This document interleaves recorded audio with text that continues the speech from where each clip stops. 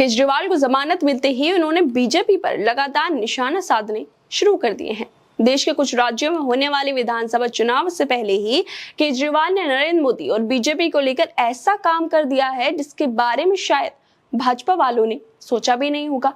केजरीवाल ने नरेंद्र मोदी, अमित शाह और उनके भ्रष्टाचारी दोस्तों को लेकर आरएसएस प्रमुख मोहन भागवत से ऐसे सवाल पूछ रहे हैं जिनका जवाब देना शायद उन्हें भारी पड़ सकता है, क्योंकि बीजेपी आरएसएस से निकली हुई एक पार्टी है। इसी वजह से केजरीवाल ने सोचा होगा कि इस बार प्रधानमंत्री से नहीं बल्कि मोहन भागवत से सवाल पूछ लिए जाए, ताकि लोगों को बीजेपी की सच्चाई पता चल जाए। आखिर वो कौन से सवाल हैं जिन्हें केजरीवाल ने मोहन भागवत से पूछा है और क्यों इन सवालों से बीजेपी की मुश्किलें खड़ी हो सकती हैं, तो हम आपको बता देते हैं। दरअसल दिल्ली के पूर्व मुख्यमंत्री अरविंद केजरीवाल ने आरएसएस प्रमुख मोहन भागवत को लेटर लिखकर 5 सवाल पूछे हैं। उन्होंने केंद्रीय जांच एजेंसियों के दुरुपयोग से लेकर प्रधानमंत्री नरेंद्र मोदी के रिटायरमेंट तक कई मुद्दों पर सवाल पूछे। केजरीवाल ने लिखा है कि वो देश के मौजूदा हालात से बहुत चिंतित हैं और भाजपा सरकार की नीतियों को देश के लिए हानिकारक मानते हैं। अगर ये स्थिति जारी रही तो देश के लोकतंत्र को खतरा हो सकता है। अब आपको बताते हैं कि आखिर वो कौन से सवाल हैं जो केजरीवाल ने मोहन भागवत से पूछ लिए हैं।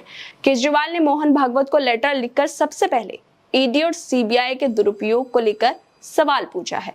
उन्होंने कहा है कि देश भर में तरह तरह से लालच देकर, ईडी और सीबीआई की धमकी देकर दूसरी पार्टी के नेताओं को तोड़ा जा रहा है, उनकी पार्टियों को तोड़ा जा रहा है, सरकार गिराई जा रही है।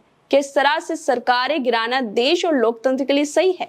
किसी भी तरह की बेईमानी करके सत्ता हासिल करना क्या आरएसएस को ये मंजूर है? इसके अलावा केजरीवाल ने दूसरा सवाल पूछा कि देश के कुछ नेताओं को प्रधानमंत्री ने, अमित शाह ने सार्वजनिक मंच से भ्रष्टाचारी कहा था, लेकिन उन्हें बीजेपी में शामिल करा लिया।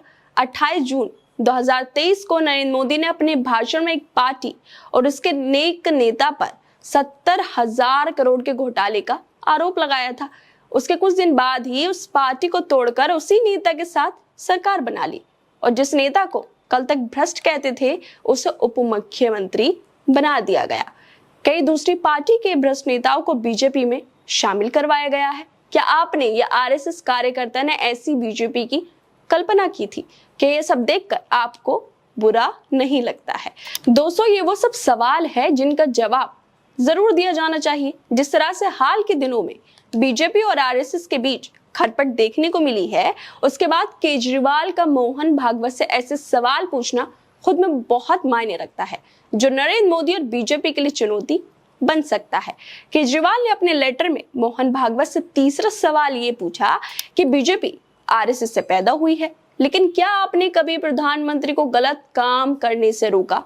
इसके साथ केजरीवाल ने चौथा सवाल पूछा कि जेपी नड्डा ने कहा था कि बीजेपी को अब आरएसएस की जरूरत नहीं है।